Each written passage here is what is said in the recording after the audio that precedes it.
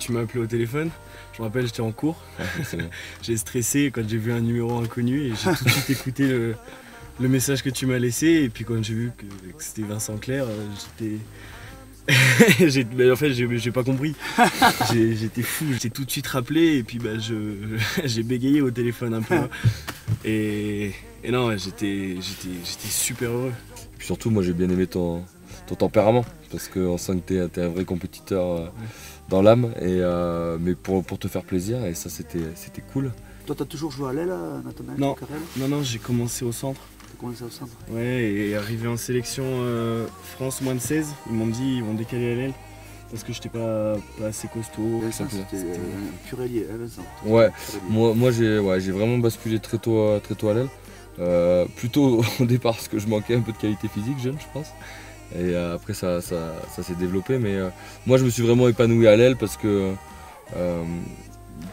il y avait, en fait, t'as la liberté de sortir du cadre et d'aller te balader partout, et j'aimais beaucoup ça. Alors l'anecdote de Vincent, c'est un pur ailier, mais durant sa carrière professionnelle, il a fait des matchs à la mêlée.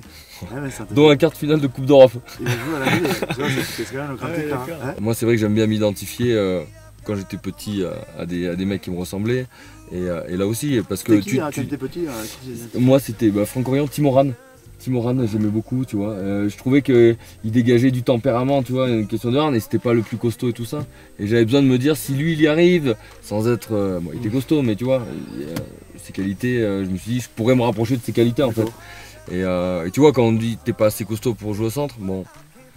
Ne va pas faire de la muscu comme un taré. Des mecs qui sont motivés et qui au premier échec ou n'arrivent pas à se relever, ou n'arrivent pas se lasse, quoi. Et c'est pour ça que je trouve que tu dégages du plaisir dans ce que tu fais. Et quand tu prends du plaisir à souffrir, quand tu prends du plaisir à relever des défis, après il faut que ça soit validé de temps en temps par des victoires, mais toi t'enchaînes les moins de 16, les moins de 18, t'as les moins de 20 dans la ligne de mire, t'as entraîné avec les pros bientôt, donc.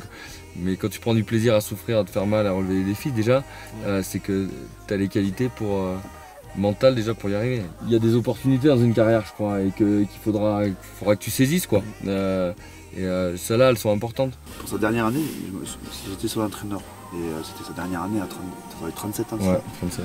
Donc, et j'ai pu voir pourquoi il avait fait tout ça, en fait.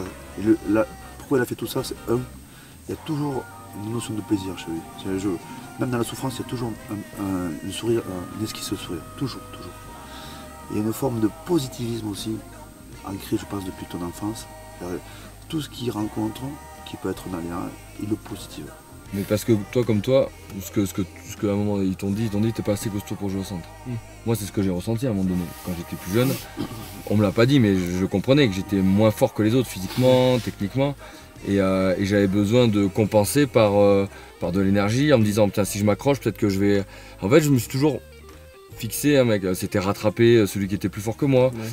Quand t'es blessé, il y a toujours un mec qui va te dire ah, putain, il va pas y arriver à revenir. Donc en fait, je pense que tu te construis aussi par des mini défis que tu vas te faire toi personnellement, mais toujours tourner autour du plaisir. Merci. Voilà. De toute façon, on va se suivre. Ouais, avec plaisir.